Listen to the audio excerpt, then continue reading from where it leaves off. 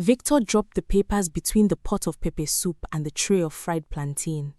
Sandra stood behind him, sunglasses on. She clutched a bag that cost more than everything in the store combined. The market went quiet. Mama Nketi stopped fanning her coals. Customers froze mid-bite. Even the children selling pure water went still. Oluchi wiped her hands on her apron. She picked up the pen. She read the document, 1 page. No contest, no claim to property. A clean break. She signed it. No tremor, no pause, just her name across the dotted line. Done. She slid the papers back across the table. Victor blinked. He had expected shouting, tears, begging, maybe a flying pot. Not this, not silence. You are not going to say anything? You brought the papers. I signed them. What else is there? Sandra adjusted her sunglasses. Well, that was easy. Oluchi looked at her, not with anger, not with jealousy, just a slow, steady look that made Sandra shift her weight from one heel to the other. Enjoy your Millionaire. Oluchi turned back to her pot and stared. Grace came storming through the crowd, wrapper half untied, eyes on fire. Victor, you are a foolish man. 7 years this woman fed you. 7 years she paid the rent while you chased one failed business after another. And now you stand here with this? She pointed at Sandra. And you serve papers at her own stall? Grace, enough, Oluchi said. It is not enough. It will never... Grace. The single word carried weight. Grace stopped. She shot Victor a look that could melt steel. Then she walked away, muttering curses under her breath. Victor picked up the papers. He had what he came for, but the victory felt hollow. Oluchi's calm had unsettled him more than any outburst could have. He walked away with Sandra, who was already scrolling through her phone. The market returned to its noise, but the air around Oluchi's store was heavier. Grace came back. You should have let him finish. Fighting a fool makes you a fool too. Then let me be a fool. He deserves it. Oluchi almost smiled. Almost. She ladled soup into a bowl, hands steady, face unreadable. That night, Oluchi sat alone in her small room behind the store. She pulled a worn envelope from underneath the mattress. Inside was a passport photograph of a young girl beside a tall man in an expensive suit. The man's face was kind, powerful. On the back, in faded ink, someone had written, Emmanuel Okonkwo Dike and daughter, never forget who you are. She stared at the photo for a long time. Then she placed it back underneath the mattress and lay down. She did not cry. She had done her crying years ago. But something had shifted inside her. Something buried 7 years had felt the first tremor.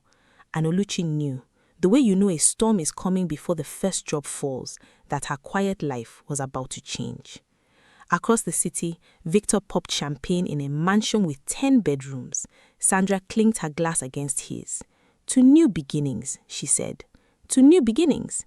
Neither of them noticed the man in the black SUV across the street, watching through binoculars. The husband left the cook today. She's alone. We can move. The voice on the other end was cold. Do not touch her yet. I need to confirm something first. Get me a photograph. Victor could not believe his luck. A mansion, 10 bedrooms, a kitchen so clean it looked like nobody had ever cooked in it, which was probably true. Sandra ordered every meal from restaurants he could not pronounce. He stood in front of the bathroom mirror on his first morning and said it out loud. I live here. It sounded like a lie. He said it again, still sounded like a lie, but the marble countertop was real. The walk-in closet was real. And the silence of a house with no pepper soup smell, no market noise, no Oluchi humming while she cooked, that was real too. He pushed that thought away. This was his life now. Better. Bigger, done with struggling. Back at the market, Oluchi was packing. Not much. 2 boxes, a bag. 7 years of marriage fit into 3 containers, and one of them was mostly pots. Grace appeared at the door. Are you leaving? The room belongs to the stall. I cannot run it and leave behind it. People will talk. People are already talking. That ship has sailed, Oluchi. That ship has crossed the ocean and bought a house on the other side. Oluchi almost laughed. Grace helped her carry the last box outside. That was when Grace noticed the small metal bowl behind the bed. Papers inside burning, edges curling black. What's that? Grace reached down before Oluchi could stop her. Don't... Grace pulled out a half-burnt passport. The photo was Oluchi, but the name was not. The name read Oluchi Okonkwo-Dike. Grace stared at it, then at Oluchi, then back at the passport. Okonkwo-Dike, as in Emmanuel Okonkwo-Dike, the mogul who danced 7 years ago? Oluchi gave it to me, Grace. His daughter. You are the daughter who disappeared after the funeral? Oluchi took the passport and dropped it back into the flames. There's a reason I never said a word. The same reason I burned every document connecting me to that name. If the wrong people find out who I am, I will not be hiding in a room behind a market stall. I will be in the ground next to my father. Grace opened her mouth in disbelief. The woman she had known for 7 years, the woman who ladled pepper soup and counted naira and hummed old songs while she cooked, was the heir to one of the biggest fortunes in the country, and she had been hiding in plain sight. Then Oluchi's phone buzzed, a voicemail. She played it. Uncle David's voice, shaky, urgent. Oluchi, someone has been at the estate, asking about you, asking for photographs. Do not go home. Do not call anyone from your old life. I am coming to find you, but you must... The message cut off. The room went silent except for the crackle of burning paper. Grace looked at Oluchi. The calm from the market was gone. In its place was something harder, older, more dangerous. Who is Uncle David? My father's brother, the only person alive who knows who I really am. And if someone is asking questions at the estate, then someone else knows too. Before we find out what happens next, if you are enjoying this story, please take a second to like this video, drop a comment and subscribe to Rosa Tales. We appreciate you. Now back to it. The engagement party was Sandra's idea. 300 guests, live band, cameras from every entertainment blog in the city. Sandra loved attention the way fire loves dry wood. She floated through the crowd in a gold dress, holding Victor's hand like a trophy she had just won. Victor stood beside her in a suit that still had the price tag stitched inside the jacket. He planned to return it after the party. Sandra did not know this. Some habits from the old life die hard. He smiled for the cameras and tried not to think about the fact that he could not name a single person in the room besides Derek. Derek was already working the crowd like a man who belonged everywhere and nowhere at the same time. They cut a cake shaped like a mansion. Victor thought that was odd. Sandra thought it was hilarious. The guests clapped, the cameras flashed. Victor held his champagne and told himself this was happiness. The bubbles felt flat, but maybe that was normal. Maybe everything felt flat when you traded 7 years of pepper soup for champagne you could not pronounce. Across the city, in a private study with walls lined in mahogany, Chief Adimchi watched the same party on his tablet. Not the celebration. He did not care about cake or cameras. He watched the background, the faces in the crowd. He had been searching for 7 years. Patience was the only weapon he had left. The Okonkwo-Dike heir had vanished after the funeral. Without a body, without proof of death, the empire remained legally hers, frozen, untouchable. He had forged documents, bribed officials, falsified records, but one legal step still stood between him and total ownership. A court order declaring her legally dead in absentia. Once the court signed that order, everything would fall into his hands permanently. He froze the frame, zoomed in on a face near the edge of the crowd. A woman serving drinks. She looked at the camera for exactly 1 second before turning away. 1 second was enough. The eyes, the cheekbones, the way her chin lifted when she moved. A bloodline does not hide that easily. Chief Adimchi pressed the intercom. Find me the guest list from tonight. Every name, every +1, every server. Yes, sir. And put a watch on the market district, the junction near the old bus stop. A woman runs a food store there. Find her. The cook? Do not underestimate her. She is likely the missing Okonkwo-Dike heir. The line went quiet. Should we approach her? No. Watch, follow, report. One wrong move and she disappears again. I have spent 7 years finding her. He ended the call and poured himself a drink. 7 years of patience. The finish line was finally in sight. Meanwhile, Uncle David was already on the road. He had heard about the divorce on the radio. A quick search confirmed the engagement party. Too many eyes, too close. He pressed harder on the accelerator. Oluchi needed to move, tonight. Then his steering wheel jerked. The car pulled hard to the left. He fought the wheel, pumped the brakes, but the car was not responding. Not a blown tire. Someone had been under his car before he left.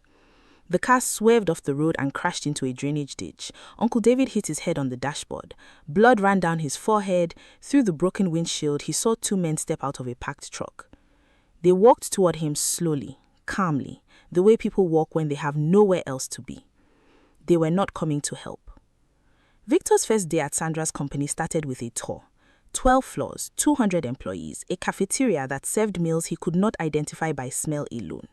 He nodded through all of it like he understood. Sandra walked him past corner offices and conference rooms. Her heels clicked on polished floors. Her smile never reached her eyes. Then they reached the 4th floor, a long corridor. At the end, one door, heavier than the others.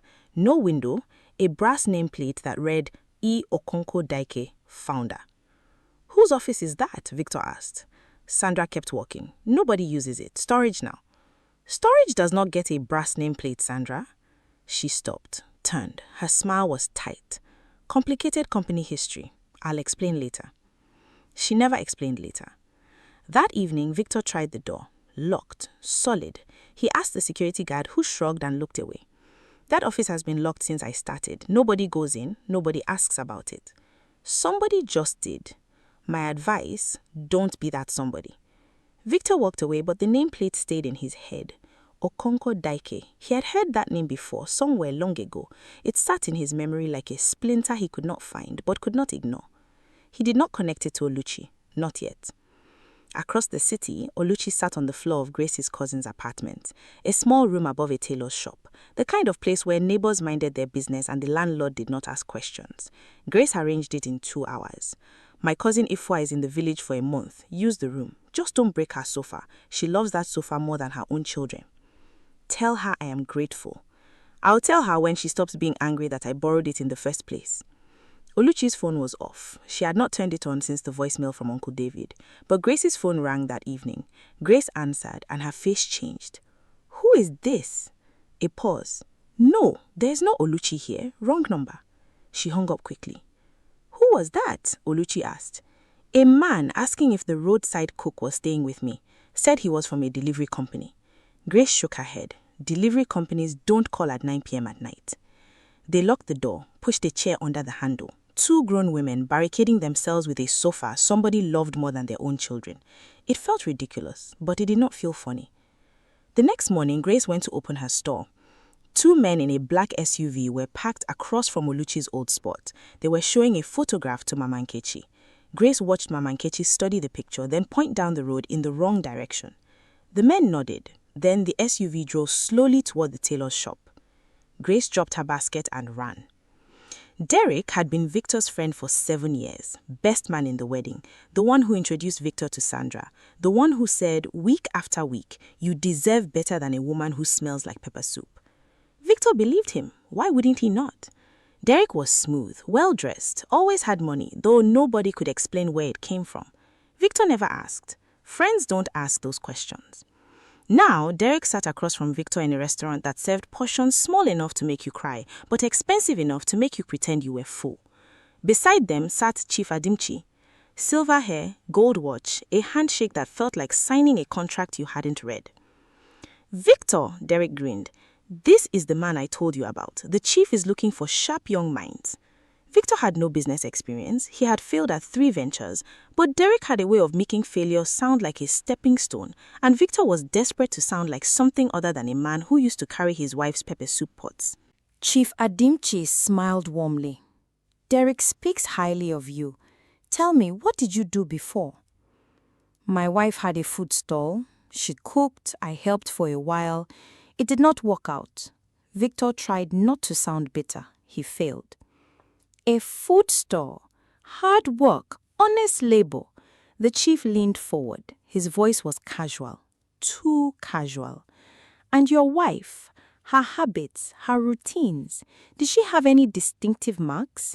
A scar? A birthmark? Victor frowned. Why? Derek jumped in before the silence could grow teeth. The chief invests in catering businesses, background checks, standard stuff. Victor shrugged. The question seemed harmless. The restaurant was expensive. The man across him wore a gold watch. Important people ask strange questions. That was just how the world worked, was it not? She has a small scar on her left shoulder. Hot oil when she was young. He hesitated, then added, and she hums this old lullaby her father taught her. I never understood the words. The chief's eyes flickered, just for a moment, then neutral again. A lullaby. How charming. And her family? Dead. Both parents, no siblings. She never talked about them. Never? Not once in 7 years. The chief nodded slowly. Thank you, Victor. You have been very helpful. Victor smiled. Someone was finally listening to him. He had no idea his words had just confirmed a 7-year search. The scar, the lullaby, the dead parents, the silence. Every detail matched the file in the chief's private safe. The roadside cook was the Okonko Dike heir. No more doubt. After dinner, Derek walked the chief to his car. The night air was cool. The street light caught the gold on the chief's wrist. Was that enough? Derek asked. More than enough. The chief patted Derek's shoulder. Keep Victor close. If she reaches out to him, I want to know first. And my payment? Same account, same arrangement. Derek climbed into his car and sat in the dark for a long moment. He thought about Oluchi, the woman who always gave him extra pepper soup when he visited, who smiled even when her eyes were tired, who never asked what he did for a living because some questions were rude and Oluchi was never rude. He thought about the money in his account, a payment for a friendship that was never a friendship. He started the engine. Grace reached the tailor shop in 4 minutes flat. She would have done it in 3, but a delivery truck blocked the alley and she had to climb a fence. A rooster chased her for half the distance. Grace made a mental note to deal with that bird later. Much later. Possibly never. She burst through the door. Oluchi, now! We have to go now! Oluchi saw Grace's face and did not ask questions. She grabbed the envelope and her bag. They left through the back, down a narrow path between buildings, to a side street where the shadows were thick enough to hide in. 3 minutes later, the black SUV pulled up outside the apartment. 2 men got out, kicked the door in. The room was empty. The sofa sat untouched. Efwa would have been pleased. They walked for 30 minutes through back streets, no taxis, no buses, too easy to trace. They reached a guest house behind a church. Oluchi paid cash, no name, no questions, just a room with a bed and a lock on the door. How did they find me? Oluchi whispered. She was not really asking Grace. She was asking herself. She had been careful. 7 years of careful.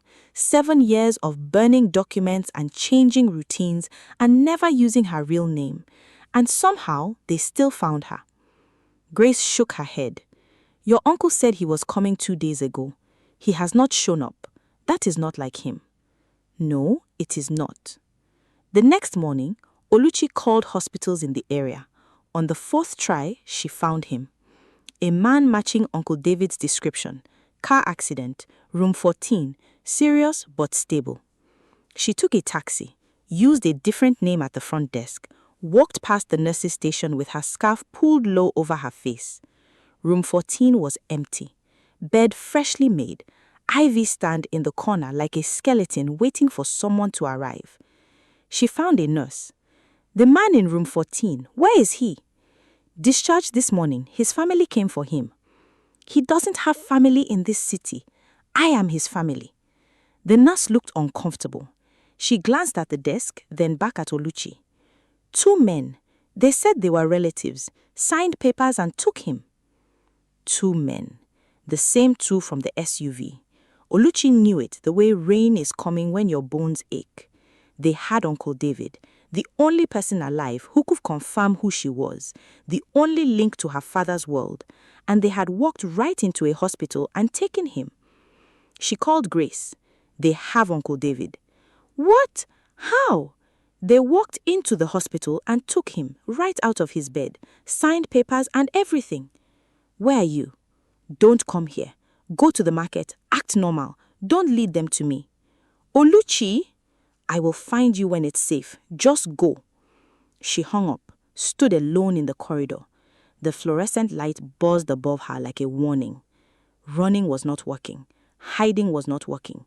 These people had more money, more rich, more men. They found her stall, her apartment, her uncle. Every wall she built, they walked through like it was made of paper. She needed to stop running. She needed help. But the only person who might know where to start was the last person she ever wanted to ask. Sandra was not stupid. Lazy, maybe. Vain, certainly, but not stupid. You don't survive in Chief Adimchi's world by being stupid. You survive by knowing which questions to ask and which answers to pretend you never heard. She had been recruited 5 years ago, a struggling model with expensive taste. The chief offered a deal: run the company, live in the mansion, play the millionaire, sign papers when told, ask no questions. It sounded like a dream. Free money, free house, free life. She didn't ask what it would cost because the price was always hidden in the fine print. Getting close to Victor alone took nearly 3 of those 5 years, a slow campaign of engineered run-ins and borrowed charm, timed to land just as his marriage was cracking on its own, so that leaving Oluchi would feel like his idea and not someone else's plan. She had played her part perfectly: the beautiful stranger, the understanding listener, the woman who made him feel like more than a man carrying pepper soup pots. Easiest job she ever had. Until now. Victor kept asking about the locked office. His curiosity was like a dog with a bone. He wouldn't let it go. Sandra decided to find out what was inside before his questions broke something she couldn't fix. The chief had a secondary office on the top floor, private, key card access. Sandra had a key card and a habit of going through his desk when he was away. His laptop was open. He had left in a hurry. Sandra sat in his chair and clicked. Shell corporations, money trails from the Okonko Dike estate through a dozen fake companies into accounts controlled by the chief. Her name appeared on several documents, signature lines, transfer approvals. She had signed them without reading. He told her they were routine. They were not routine. They were fraud, and her signature was all over them. Then she found a folder marked Endgame. 4 phases: identify the heir, confirm identity, remove the heir, remove the front. The front. That was her. Phase 4 had a date: 3 weeks from now. After everything, every signature, every lie, every morning she spent painting on a smile and pretending the mansion was hers. She was a placeholder, a temporary face. And when the chief no longer needed a face, he would remove it. The word was not metaphorical. She had seen what happened to people the chief no longer needed. She closed the laptop, tried to breathe. Her phone buzzed. Victor. Having lunch with Derek. Want to join? Derek, the chief's spy. She typed back. Busy. Have fun. Then she opened the laptop with purpose, copied the entire Endgame folder onto a flash drive. Every file, every document, every piece of evidence. If he was planning to remove her, she would make sure he went down with her. She hid the flash drive in her jewelry box behind gold chains she never wore because they were fake, like everything else in this house. That night, Sandra lay awake. Victor snored beside her. 10 bedrooms, and not one felt safe. She thought about the roadside cook, the woman Victor threw away for a millionaire who was not even a millionaire. The irony was so sharp it could cut glass. Then another thought surfaced. The cook was the real heir. If Sandra helped her instead of the chief, maybe she could survive this. Dangerous thought, but playing safe for 5 years was about to get her killed. Victor noticed things, not quickly and not often, but he noticed. It was his one useful quality. The same stubborn curiosity that made him question the locked office made him question Sandra's jewelry box. He was looking for a cufflink. The jewelry box sat open. Behind the fake gold chains, a flash drive, small, silver, no label. He should have walked away, he knew that, but curiosity had always been his worst habit, and his best quality, depending on which day you asked. He plugged the flash drive into Sandra's laptop. Hundreds of documents, company records, money transfers with amounts that made his head spin, and photographs. One photograph stopped him cold. A little girl, maybe 7 years old, standing beside a tall man outside a building with a brass nameplate, the same nameplate from the locked office, E. Okonkwo Dike, founder. The little girl had Oluchi's eyes, Oluchi's chin, Oluchi's way of standing, even at 7, like the world owed her an explanation and she was willing to wait for it. She scrolled deeper. A death certificate, Emmanuel Okonkwo Dike, no hospital seal, no attending physician listed, only a signature that did not match any doctor on the estate's own payroll records, which sat in the same folder. A certificate built to be filed, not to survive a second look. Someone had something to hide. Someone had hidden it well. The front door opened. Sandra walked in and saw the laptop. Her face drained of color. All the confidence, all the poise, all the practiced smiles, gone in a single heartbeat. Who is Okonkwo Dike? His voice was flat, controlled, the voice of a man who already knows the answer but needs to hear it anyway. It is not what you think. Then tell me, because it looks like you live in a stolen house, running a stolen company, and my ex-wife is the daughter of the man who built it all. Sandra sat down. For the first time since Victor had known her, she looked small, scared, human. The mask fell away. What was underneath was not a millionaire. It was a woman who had been playing a part for so long she had forgotten where the part ended and she began.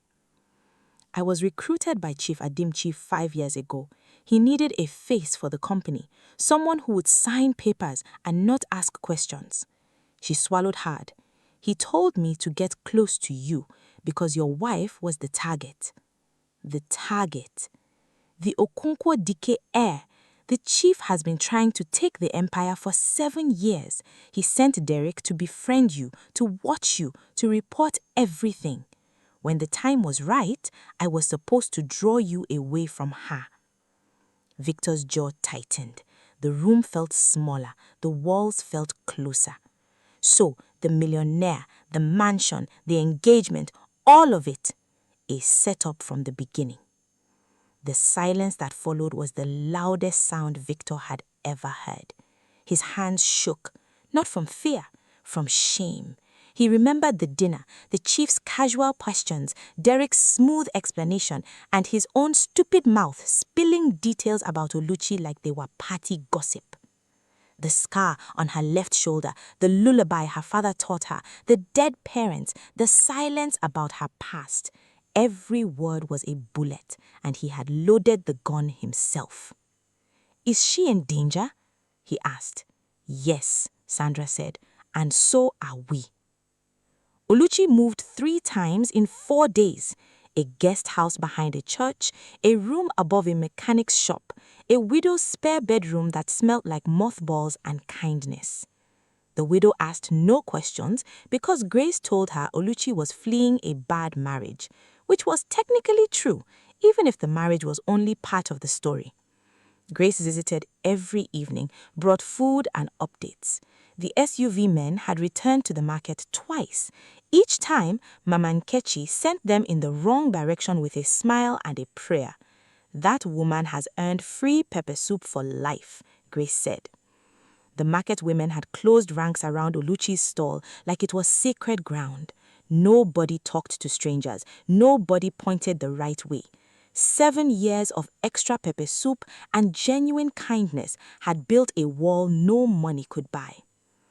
On the 5th day, Oluchi left her hiding place to buy phone credit. She walked carefully, head down, scarf covering her hair. She passed a courier on a motorbike outside a law office. His cargo box held 3 envelopes. One had Chief Adimchi's logo. Another was marked Medical Confidential, Urgent. Oluchi acted on instinct, the kind that kept her alive for 7 years, the kind that told her when to run, when to hide, and when to reach into someone else's cargo box and walk away like she belonged in the world. She waited until the courier went inside, opened the box, took the medical envelope, walked away, fast, calm, like a woman delivering her own meal. Back in the room, she opened it. A medical report, weekly vital signs, blood pressure, heart rate. The patient's name was coded, but the file referenced a facility called Greenview, a private clinic in the hills, the kind of place where people paid to disappear and the staff asked no questions because the answers were too expensive. Uncle David had mentioned Greenview once, years ago, a warning, not a recommendation. If you ever hear that name, he said, run the other way. The vital signs were current. Last entry 3 days ago. Someone was alive in that clinic. Then she found a handwritten note clipped to the back of the report. Subject stable, memory deteriorating. Recommendation, maintain sedation until estate transfer is complete. Maintain sedation. Someone was being kept alive but drugged, hidden, controlled, kept alive just long enough for the paperwork to finish, and then what? A quiet death? A convenient funeral? Another body no one was allowed to see? Her father had been cremated before she could see the body. The funeral arranged by strangers. When she asked questions, the answers came too fast and too rehearsed, like a script everyone had memorized but no one had written. Now she understood why. Her father might not be dead at all. She folded the report into the envelope with his photograph. Secrets piled up fast. That night, Oluchi lay awake on the widow's spare mattress, staring at the ceiling. Running was not working. These people had more money, more reach, more men. She could not outrun them. She could not outlast them. She needed to outthink them. She needed someone inside Chief Adimchi's world, someone who could confirm if Greenview really held her father, someone who had already been inside the mansion, inside the company, inside the lie. There was only one person who fit, the same man who had betrayed her, who had sat across from her enemy and described the scar on her shoulder like it was a party trick, who had handed her enemies the map to her identity and called it small talk. Victor. She hated the thought, but hate was a luxury she could no longer afford. She called Grace. Find Victor. Not to talk to him, but just find out where he is. I can do anything, but why? Because I may need his help. Grace was silent for a long moment. If you are going to trust that man again, I am going to need a very strong drink. Victor came to the market alone. No suit, no designer shoes, no Sandra. He wore the same old clothes from the life before the mansion, the life he had thrown away. He walked past the stalls with his head slightly down, but not so low that he could not see where he was going. Even shame has its limits. He found Grace at her stall, fanning her coals. When she saw him, the fanning stopped. The slap came before he could open his mouth. Hard, open-palmed, the kind that carries 7 years of friendship and 1 year of fury. The sound echoed across the market. A woman selling oranges cheered softly. That is from Oluchi, and this is from me.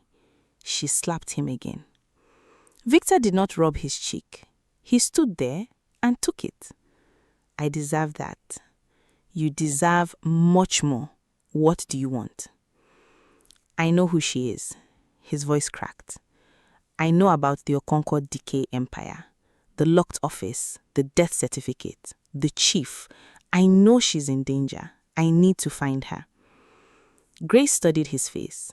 She had every reason to distrust him, but she saw something in his eyes.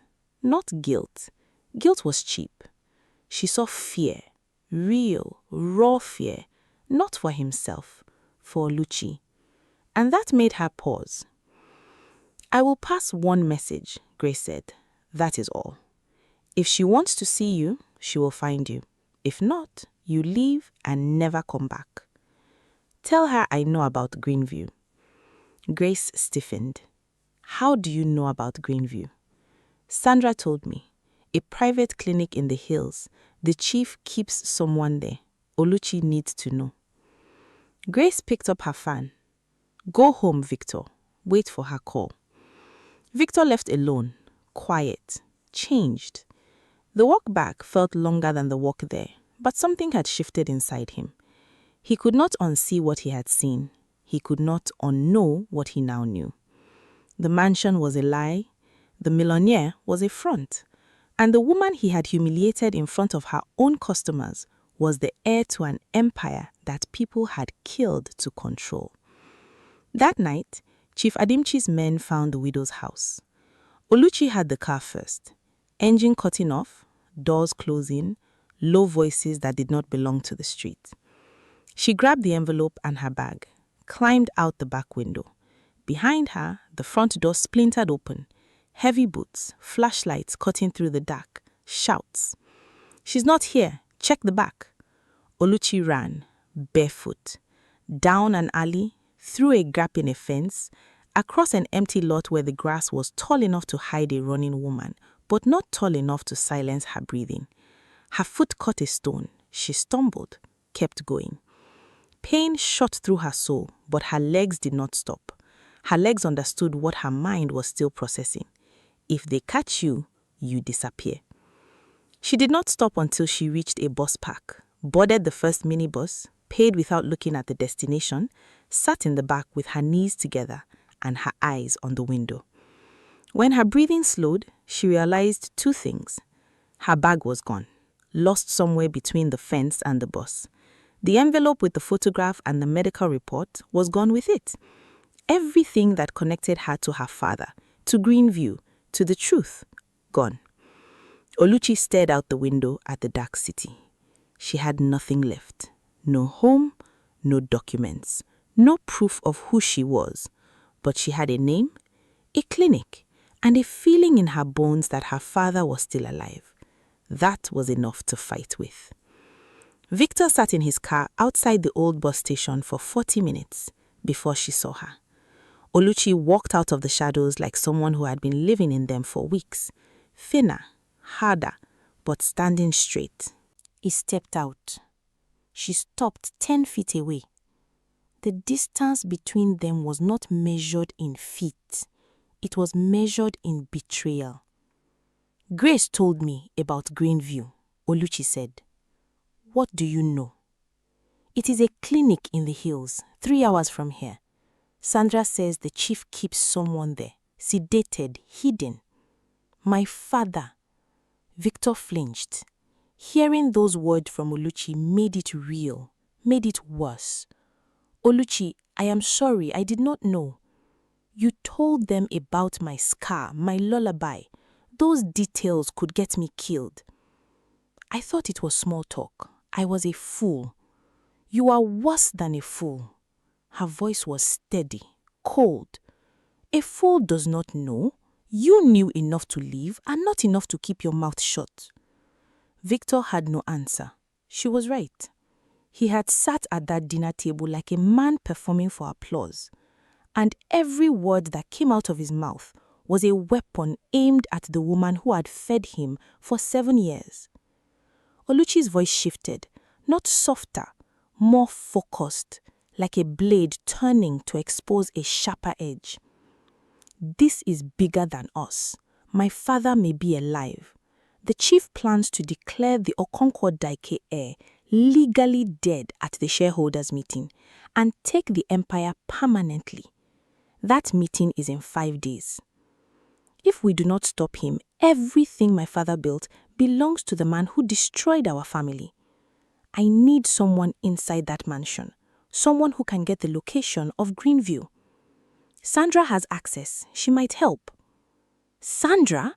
The woman you left me for?" "She found out the chief plans to eliminate her too. She has nothing left to lose." The silence between them was heavy. 7 years of cooking and counting cash. 1 public divorce. a trail of betrayals neither could undo. The night air carried the distant sound of the city, horns and engines and lives being lived, while two people stood in the dark trying to decide if trust was something you could rebuild from rubble. "I am not doing this for you," Oluchi said. "I know. After this is over, whatever happens between us stays in the past. I understand." Oluchi turned toward the shadows. Then she stopped without looking around. "Greenview, get me the address. You have 2 days." She disappeared into the night. Victor stood there for a moment, then he drove to the mansion.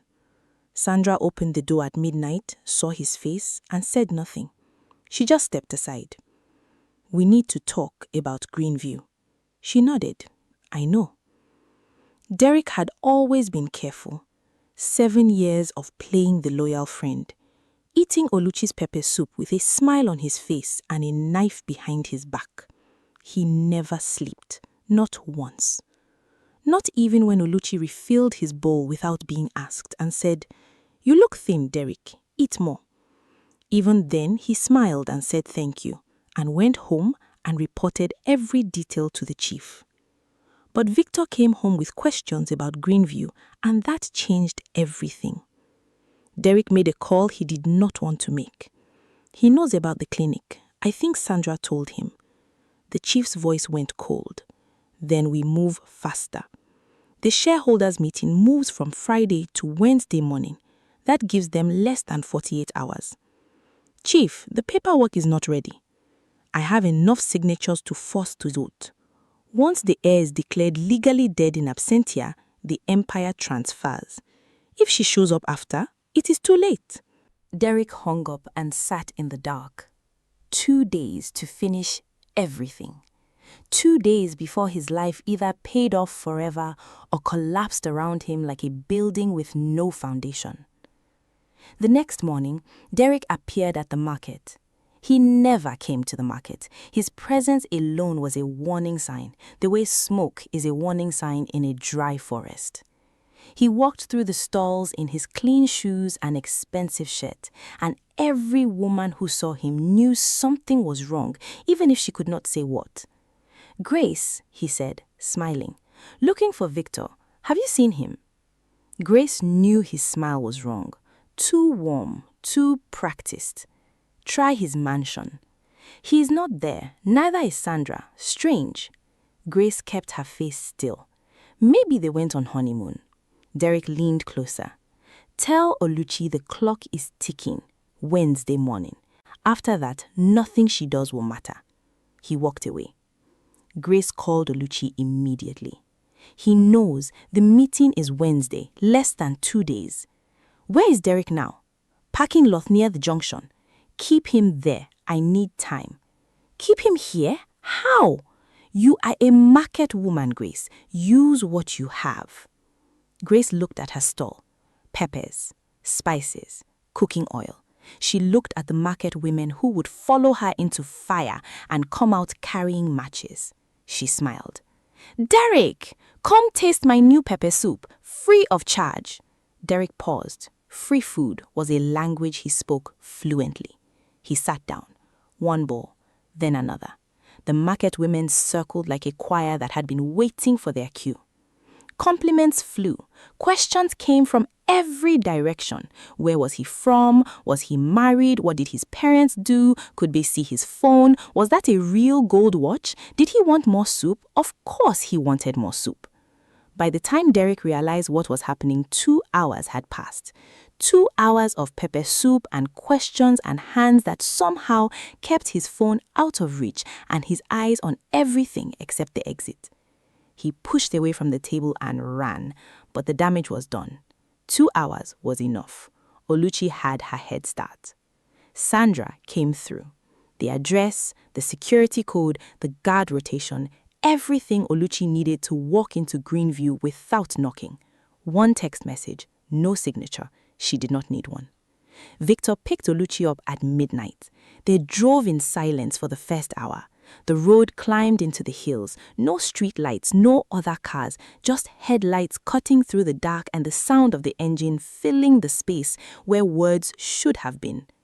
"Tell me about him," Victor said quietly. "Your father." Oluchi stared out the window. The darkness outside was total, the kind that swallows everything and gives nothing back.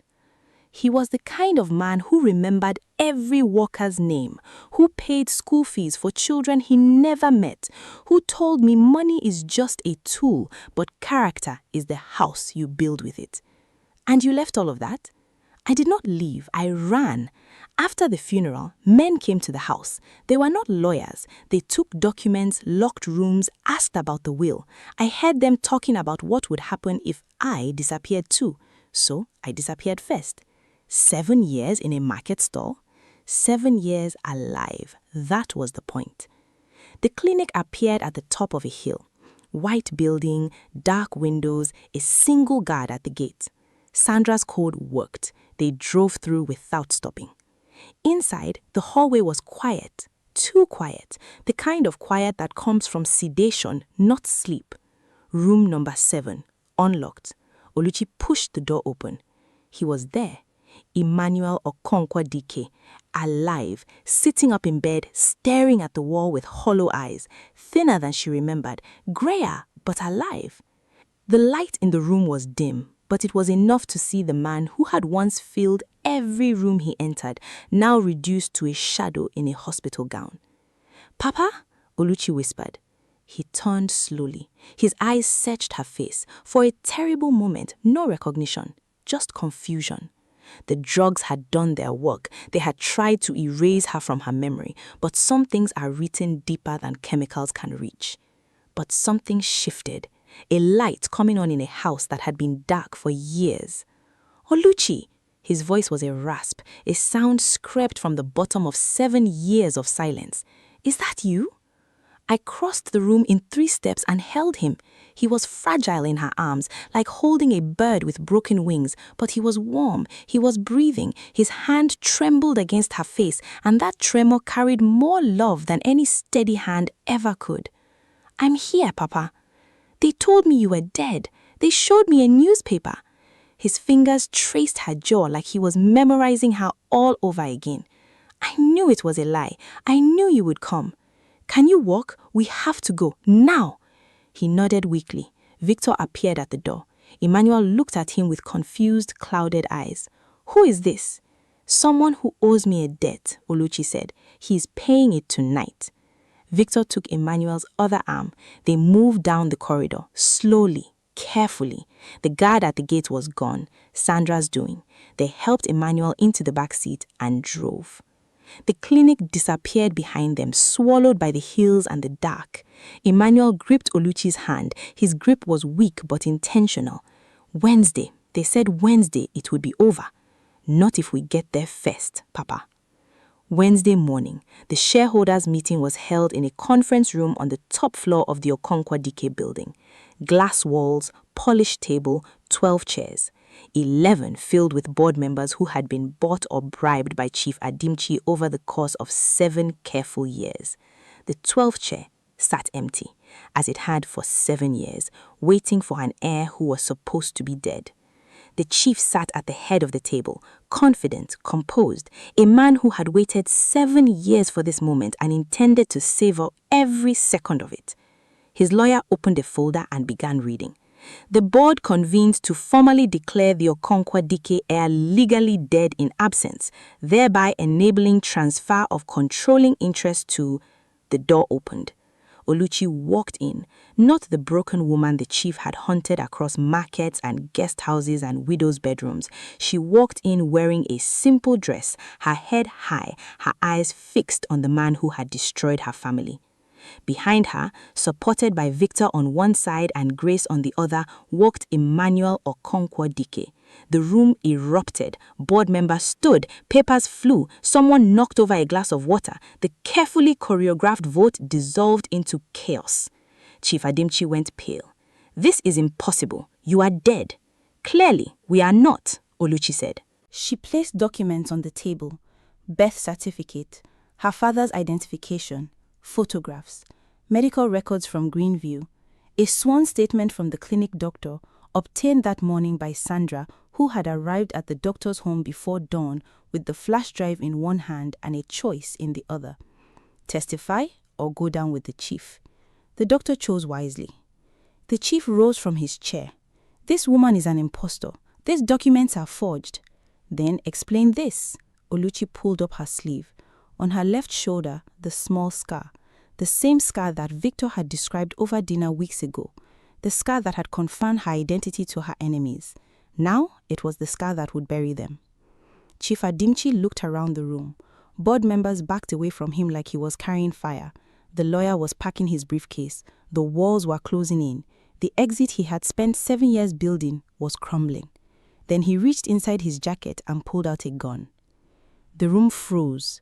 He pointed it at Oluchi. His hand was steady. His eyes were not. 7 years of planning, and it had all come down to this: a metal tube and a desperate man. 7 years I built this empire. I will not let a roadside cook take it. Victor moved before anyone could react. He stepped between Oluchi and the gun. Not because he was brave, because he had put her in the path of that gun with his own careless words, and some debts can only be paid with the body that incurred them. The shot fired. The bullet hit his shoulder and spun him around. He crashed into the table and slid to the floor. Grace screamed. Security burst through the door. Derek, standing near the window, tried to run. A guard tackled him to the ground. His face hit the carpet. His wrist twisted behind his back. 7 years of careful lies, and this was how it ended. Face down on a conference room floor, surrounded by people who had watched him smile and eat pepper soup and betray a woman who never deserved it. Chief Adimchi stood alone, gun still in hand, no move left, no lie left. The empire he had stolen was crumbling around him, and all the money in the world could not buy back the seconds he needed. Sandra walked in behind the security team. She held out the flash drive. Everything you need: fraud, forgery, attempted murder, it is all there. The officer took it, looked at Victor bleeding on the floor, looked at the old man who should have been dead for 7 years, looked at the woman standing in the middle of it all with quiet, unshakable dignity. Chief Adimchi, you are under arrest. They led him out in handcuffs. Derek followed between 2 officers. The board members sat in stunned silence, wondering how much of their own signatures would come back to haunt them. Oluchi knelt beside Victor. He pressed his hand against his shoulder and looked up at her. His face was pale, but his eyes were clear, clearer than they had been in a long time. You foolish man, why did you do that? She whispered. Because you already took enough from me, he winced. I was talking about my pride, not the bullet. Victor spent 3 days in the hospital. The bullet went through his shoulder cleanly, no permanent damage. The doctor said he was lucky. Victor did not feel lucky. He felt like a man given a second chance he did not deserve, which might be the closest thing to luck a man like him would ever get. Chief Adimchi was charged with fraud, forgery, kidnapping, and attempted murder.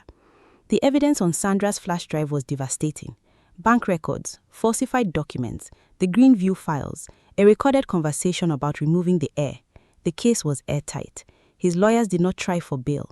7 years of building an empire on stolen ground, and the ground gave way in a single morning. Derek was charged as an accomplice. The payment, the years of surveillance, the friendship that was never a friendship, all of it came out in the trial. The best man at the wedding, the man who ate pepper soup at Victor's table, a spy from the very beginning. When the verdict came, Derek did not look at anyone. He just stared at his hands as if seeing them for the first time. Sandra cooperated for a reduced sentence, 2 years instead of 10. She took the deal without hesitation. Some deals are worth taking. The woman who played a millionaire for 5 years walked into a courtroom in borrowed clothes and told the truth for the first time since she could remember. The judge listened, the jury listened, and somewhere in that testimony, Sandra found something she had lost a long time ago: her own name. Uncle David was found drugged but alive in a private facility 2 towns over.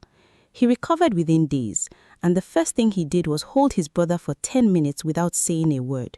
Some reunions do not need language. Some reunions are carried entirely in the grip of 2 arms that refuse to let go. Emmanuel Okonkwo-Deke resumed control of his company. It took weeks of legal work, documents to unravel, signatures to contest, board members to replace, but the empire was his again, and the woman standing beside him through all of it was the daughter who sold pepper soup at a market stall rather than let her enemies find her. Oluchi did not move into the mansion. She went back to her stall the second week after the trial. The market women threw a party so loud it could be heard 3 streets away. Mama Nkechi brought her best pot. Grace brought enough drinks to float a ship. The stall was the same. The pepper soup was the same, but the woman standing behind it was not the same. She was stiller, stronger, like a pot that has been through the fire and come out holding its shape.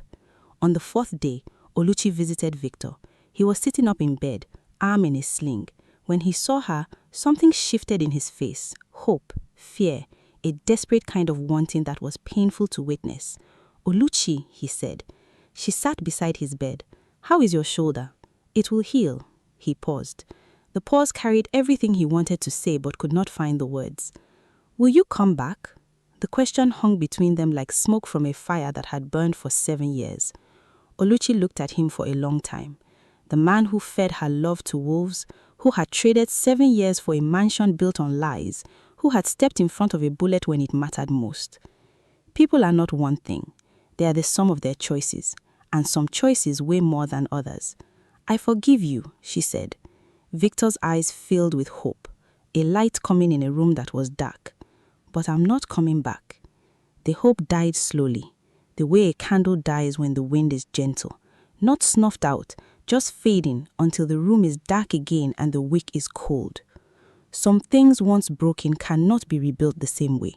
You taught me that, not with words, with choices, and I have learned that a woman who knows her worth does not return to the place where she was taught she had none. She leaned down to kiss his forehead, then she walked out without looking back. Outside, the city moved around her, horns and voices and the smell of food from 100 stalls. She was no longer the woman who cooked by the junction hiding from a name that could kill her. She was Oluchi Okonko Dike.